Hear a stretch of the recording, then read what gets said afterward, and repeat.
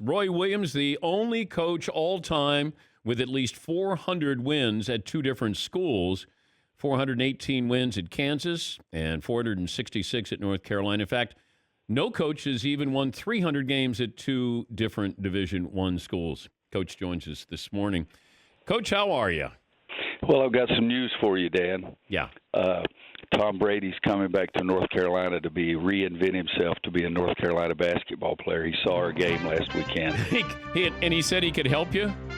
Said he could help us. Between Jimmy Kimmel standing up on the scores table and his receiver saying he's coming back, Tom told me I'm coming back as a college basketball player. I appreciate that, Coach. Thank you. You heard it first. Yeah, I did. I don't know if I'll hear it second, but I did hear it first there. What football team do you follow? You know, I follow the Panthers a little bit because I love McCaffrey. Ron Rivera was always so great to us.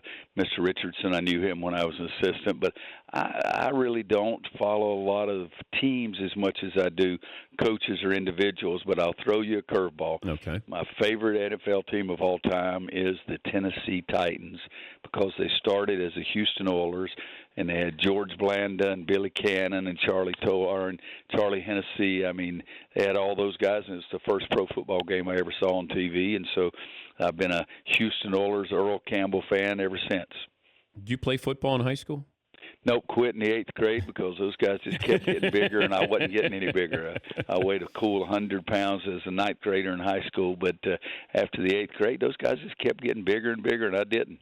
How would you sum up, if somebody didn't see your team play this year, how would you sum up, maybe in one sentence, this season so far?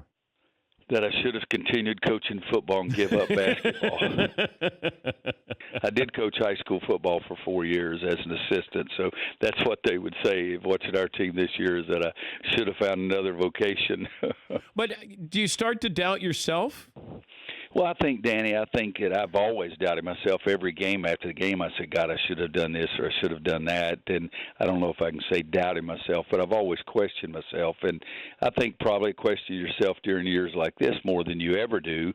And so it's a reason that when we do have great years, I really try to spend some time to go back and look and make sure that I look and study things a great deal, even when we have great years, much less what we've been going through this year. I have to be honest, I was worried about you a little bit this year. And this wasn't health related, but just from afar, I was like, I don't know if you're enjoying yourself. And, there's a challenge there every year for you, for every coach. But I don't know, it got to you a lot more than I thought it would. Well, I think that I'm lucky because we haven't I've never gone through anything like this, but so I've been so lucky. But I do take it personally. I do take it home with me. I do wake up in the middle of the night, and I haven't done as good a job with this team. I think that the way I evaluate my coaching is, did I get the team to play to their potential? Did I get every individual to play to their potential and be able to make good decisions under adversity and to come through under adversity? And I haven't gotten this team to do as well. It's a kind of thing that it still bothers me. I didn't sleep very well last night, so I don't know that I'll start sleeping any better until we start winning more. But we've won 3 in a row, and that makes it better. But I've just never gone through this, and it's been hard. It really has. And but I really sit back a lot of times and think that other people really have some problems, and my problem's not trying to figure out how to get one stop. We've lost 6 games this year that if we had gotten one defensive stop, we could have been 6-0. Instead, we got 0, and so we were 0-6 in those games.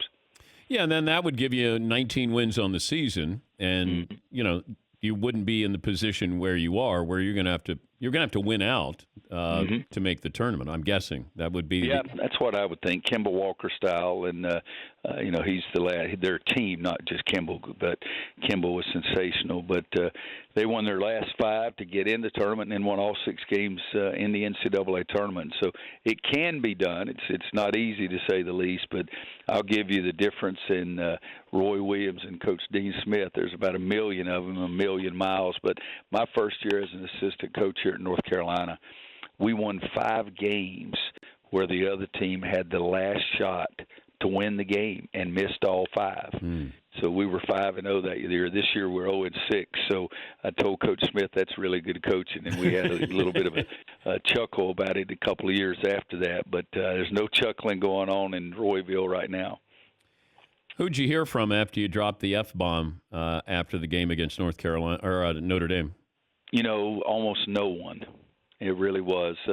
One of fellow coach said, "I'm glad you're normal," and I laughed, but I didn't laugh at the time. It's something I shouldn't have done, and it just came out. The question sort of bothered me, and I let that get to me, and it was something I'm not proud of. But I'm not proud of a lot of things I've done. It's just I haven't done it in the front of with microphones in front of me. He's Roy Williams, North Carolina head coach. Got Duke coming up on Saturday, 3-time national champ.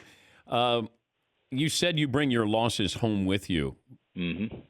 There's no rule where, your wife said, or, somebody says, hey, don't bring that home or leave it at the door or. It's crazy when we win. I tell the guys you enjoy it until midnight, and then we'll start moving ahead. And the losses just they stick with me, Dan. And in fact, the night before I left North Carolina to go to Kansas as the head coach, we had dinner at Coach Smith's house, and he said his biggest worry about me is how hard I took the losses as an assistant, and it gets a million times worse as the head coach. And he lowballed it.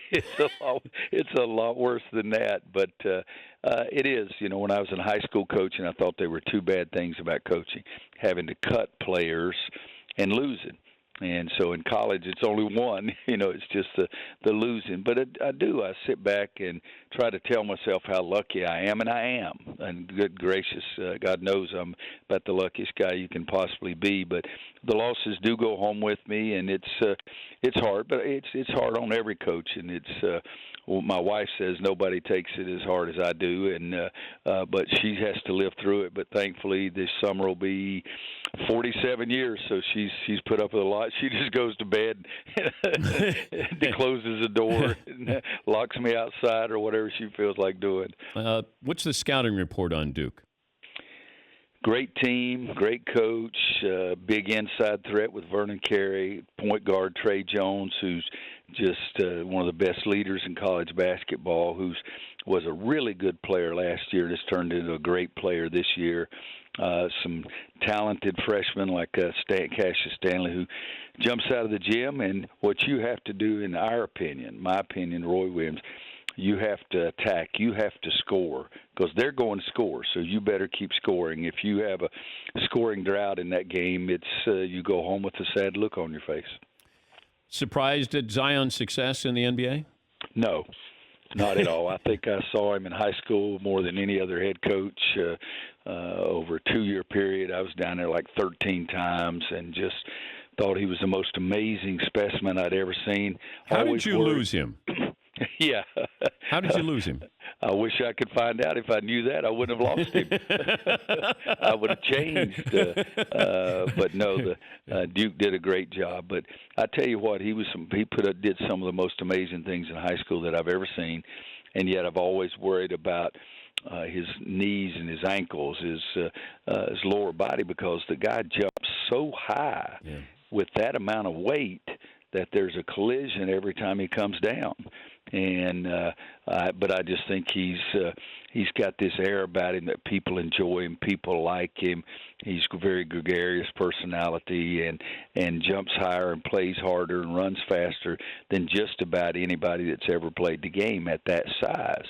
And he's got to stand the test of time in the NBA, but truly one of the greatest high school players and college players that I've ever seen. Roy, great to talk to you, and I hope you have fun the rest of the season, and I'm sure that you'll bounce back next season. But well, we're going to try to win as many as we can, and then go see if I can make a birdie for a couple of weeks, and then we'll start worrying about next year. We've got a good group coming in, and hopefully I'll do a better job coaching them, Dan. Thank you, Coach. Good to talk to you. Good to talk to you, partner. That's Roy Williams.